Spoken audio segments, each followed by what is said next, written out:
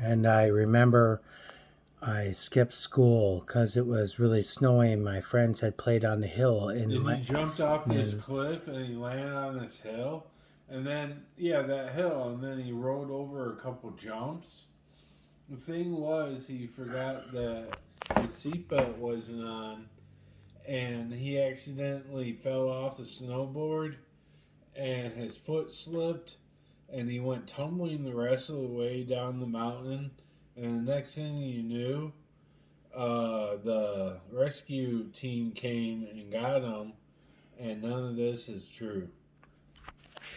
And so I left school because I didn't want to go. And I was in Landon, Wisconsin. And my mom and dad had a fight the night before and it had rained. And so the hill that I was on with my friend up on the corner had turned to ice. And so I went down the hill by myself because I was running away from school.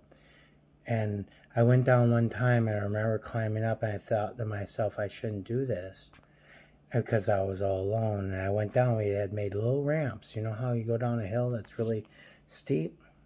And I broke my leg at the bottom because I had a cancer in my leg. I had a big bone cyst. And I laid at the bottom of the hill at like 9 o'clock and I heard the school bell ringing and I couldn't get up. And I was dying because it was really cold. And I only had my regular clothes on. And I couldn't get away from the tree. And my leg was broken. And I had cancer.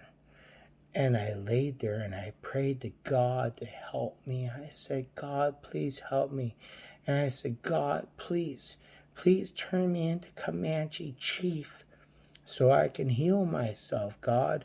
And I did. I turned myself into Comanche Chief. And I got up on my right knee and I raised my body up and I fell down and I fast fell asleep and it hurt so much. Like my bone was ripping out of my leg. And then I woke up later and I told God I would forgive all of my dad's things that he had hurt me for and everything that they had done to me.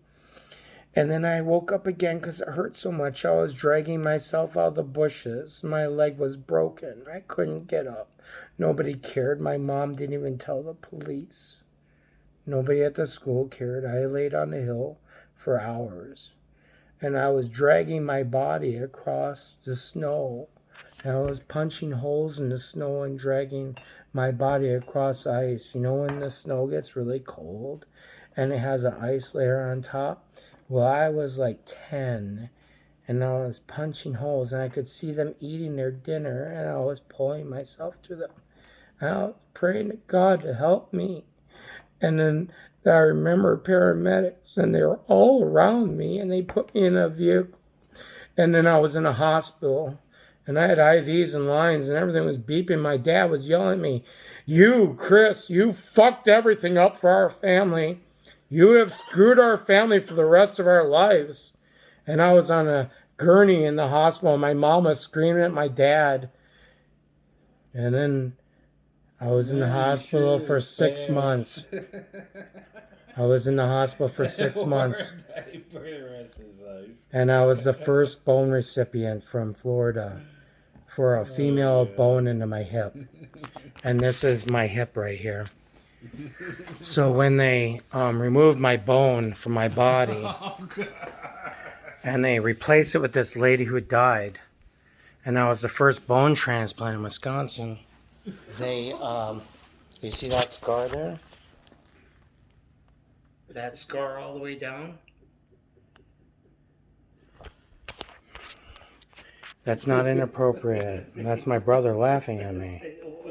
That's the first bone transplant in the United States of America that was a woman's bone to come back into my body because I had cancer. And I know my family thinks it's funny. This is what I had the whole life. I don't think it's funny. He thinks it's hilarious. This is my brother. God you bless just God. fucking pulled out of your pants. But man. I didn't show my phallus. Yes, you did. No.